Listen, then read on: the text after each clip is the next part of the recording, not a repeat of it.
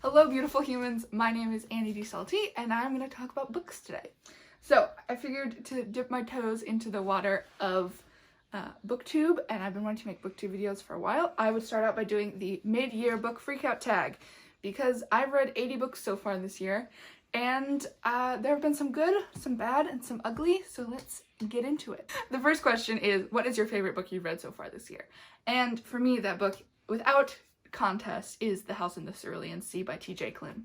It's about this guy who works for the government in making sure that in like checking up on the orphanages of magical children, and he goes to this orphanage that's like highly classified and really like dangerous, and like there's all this mystery surrounding it. He doesn't know what he's walking into, and he ends up just meeting this like amazing cast of these children. It reminds me a bit of Miss Peregrine's Home for Peculiar Children, but like a bit more adult, and he has this little romance with the orphanage owner guy, and it was just so cute. It's like, I had a smile on my face the entire time I was reading it, so definitely worth picking up. Second question is, what is your favorite sequel of the year so far? And I have a couple. I read both the first and the second book in the Simon Snow series. I'm not exactly sure what it's called, but it's something along those lines. So Carry On, and then the sequel, Wayward Son, and they're just so wonderful. Like, I low-key liked Carry On better than Harry Potter, or like at least on the same level. Like it was really good along the same lines. And then a lot of people don't like the sequel as much, but I thought it was really cute. They go on this road trip around America, and all the characters are just so wonderful, and I enjoy reading their stories. So there's that. Also for best sequels this year is I reread in anticipation for the third book in the series. I reread both Truly Devious and The Vanishing Stair by Maureen Johnson, and then the sequel that came out this year, which is The Hand on the Wall. And this is a YA mystery series, and they're just, again, really lovely. The character has really good anxiety rep, which means a lot to me as a person who struggles with anxiety, and yeah, it's just like a solid mystery. It like, if you're looking for a series that like where mystery book 1, mystery book 2, mystery book 3, like that's not, it's like overarching, like things do get solved, but like a lot wraps up in the third book, and it was just like a really solid conclusion to the series. I gave these all 4 stars and highly recommend. Question number 3 is, what are the new releases you're gonna read next? And for that, I have 2 books that I own physically and 2 books that have already come out or are coming out very shortly, and I'm really excited to read. So for the ones that I have, they're both books that I got in my Book of the Month box this month, and that is The Guest List by Lucy Foley and One to Watch by Kate Stayman London. This one is a romance about a plus-size girl, and it's kind of like Bachelor-esque, which is not my vibe, but I will read anything with a plus-size main character. And then The Guest List is a mystery. It's supposed to be really good. A lot of people have been reading this recently. A mystery set in this at a wedding. Sounds great. I've been really getting into mysteries recently, so I'm excited to read that. For the books that have just come out recently that I don't own, I'm hoping to get next month in my box as one of my add-ons. I'm hoping to get The Vanishing Half by Britt Bennett, and that is about twins, I believe, who grow up in the South, and one of them passes as white and one of them does not, and so it's about how they like grow apart and how that influences their lives, I think. My reading of Black literature has been severely shitty recently and forever, so I'm trying to rectify that, and so hopefully that'll come across in this list. So there's that one, and then I would also like to read Something to Talk About by Meryl Wilsner, which is a female-female romance. I think there's someone famous and people see them like canoodling, and so there's like a fake dating aspect, and then they end up falling in love. I could be wrong, but it just sounds really good. Next question is most anticipated releases for the second half of the year. I have a bunch of these. I want to read Anxious People by Frederick Bachman. I read A Man Called Uwe earlier this year and loved it so much. And Anxious People is about like people in an elevator that get like trapped, and like super into that. It sounds really good. I would also like to read The Extraordinaries by T.J. Klune, who again wrote The House in the Cerulean Sea, which was my favorite book so far this year. And I'm just now into reading everything he's ever written because he's a wonderful author and his stories are like candy. The Extraordinaries is supposed to be about like superheroes, and I think it's coming out pretty soon, so I'm really excited about that. I would also like to read A Nobleman's Guide to Scandal and Shipwrecks by Mackenzie Lee, which is the third book in the Montague siblings series that she's writing. I read A Gentleman's Guide to Vice and Virtue and The Lady's Guide to Piracy, Petticoats and Piracy.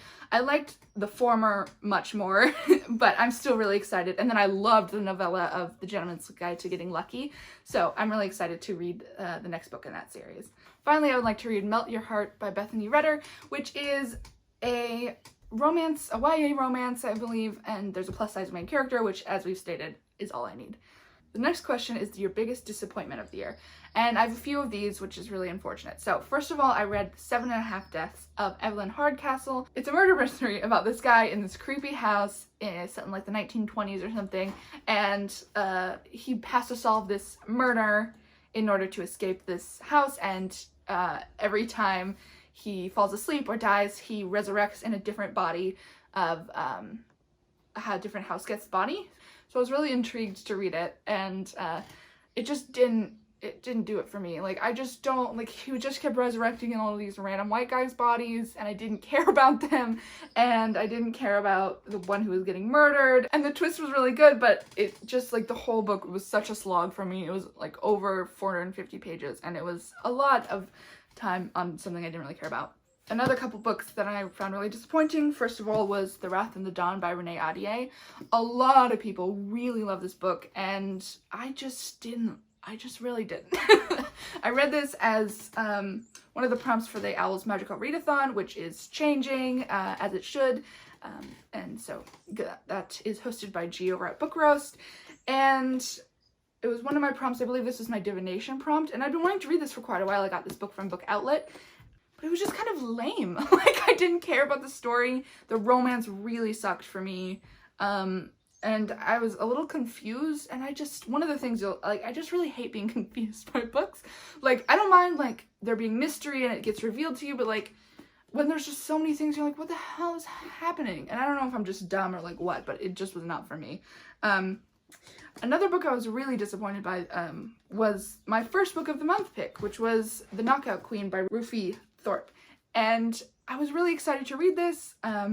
It was my first book, like I said, in my book of the month box, and it just really did not work for me. It kind of triggered my anxiety a little bit. I found the characters both really unlikable, and the story just kind of depressing, like sad to be sad.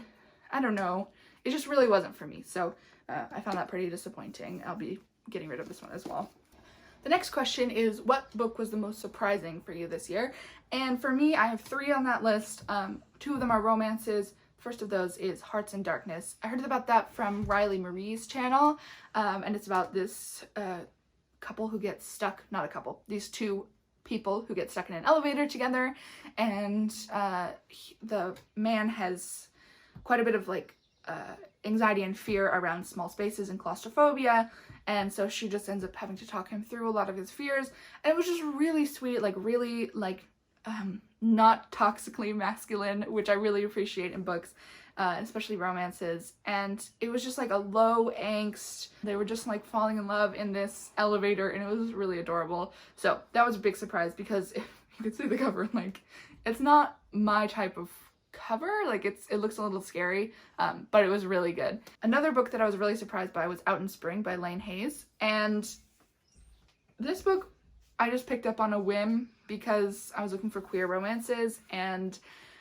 it's one of those, like, part of this, like, multi-book series, which are, like, sometimes kind of hit or miss, but it was really cute. It was about this, you know, nerdy guy, jockey guy, falling in love. It was super steamy, and it was just, like, way better than expected. And then finally, the last book that surprised me was Made You Up by Francesca Zappia.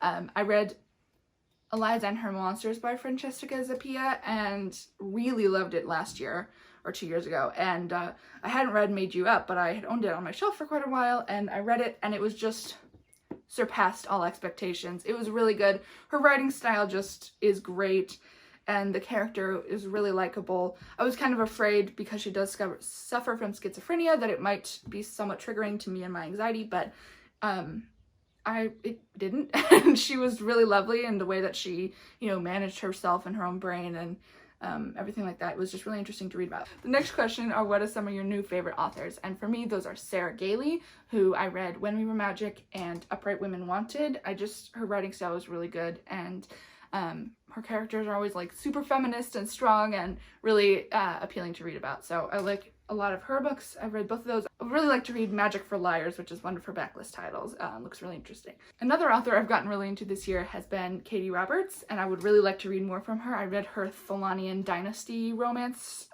trilogy, I think, and really enjoyed it. And she has a lot of backlist romances that I'm really excited to get into. So, the next question is, for your newest favorite character. Chauncey is this little blobby guy with like eyeballs on stalks, and he's from The House in the Cerulean Sea, and I just loved him so much. Like, he just wants to be a bellhop, and I don't know, I find that so like endearing. So Chauncey. I also read The Lion, the Witch, and the Wardrobe for the first time this year and fell absolutely in love with all the children, but especially Aslan, the lion. He's just so wonderful, and he just gives the best vibes off of him. I just liked him a lot.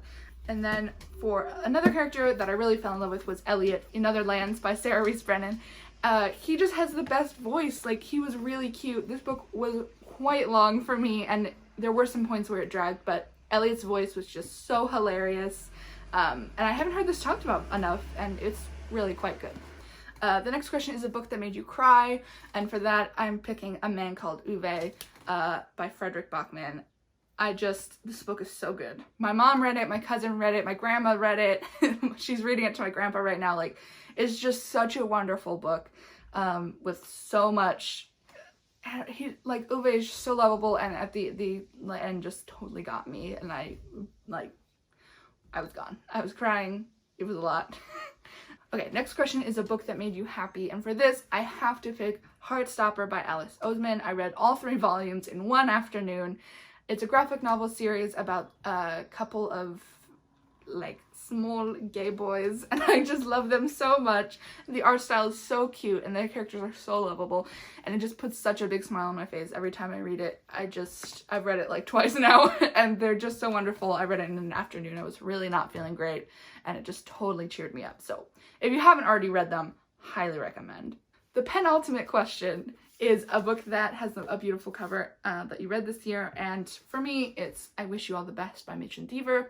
This is a great introduction to what it means to be non-binary, and I just find this cover so beautiful. Like, the art is just wonderful, and I actually made Sims for them, and it was not good. They didn't look anything like this.